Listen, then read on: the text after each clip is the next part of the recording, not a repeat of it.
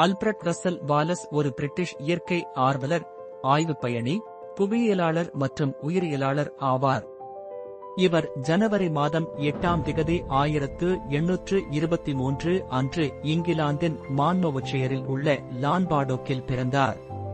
இவர் தனித்து இயற்கை தேர்வு மூலம் பரிணாம கோட்பாட்டை உருவாக்கினார். அமேசான் படுகை மற்றும் மலாய் தீவு கூட்டத்தில் தீவிரமான பயணங்களின் போது மேற்கொள்ளப்பட்ட அவரது பணி, உயிரியல், புவியியல் மற்றும் சுற்றுச்சூழல் உறவுகளின் முக்கியத்துவத்தை எடுத்துக்காட்டியது. சார்ல்ஸ் டார்வினுக்கு அனுப்பப்பட்ட இயற்கை தேர்வு குறித்து வாலஸின் 1858ஆம் ஆண்டு ஆய்வுக் கட்டுரை டார்வினை தனது சொந்த கண்டுபிடிப்புகளை வெளியிடத் தூண்டியது. இது லண்டன் லின்னியன் சொசைட்டியில் அவர்களின் கருத்துக்களை இணைந்து வழங்க வழிவகுத்தது. பரிணாமத்திற்கு அப்பால் வாலஸ் மானுடவியல், விண்வெளி உயிரியல் மற்றும் சூழற் பாதுகாப்பு போன்ற துறைகளுக்கு பங்களித்தார், மேலும் இயற்கையை பாதுகாக்க வலியுறுத்தினார்.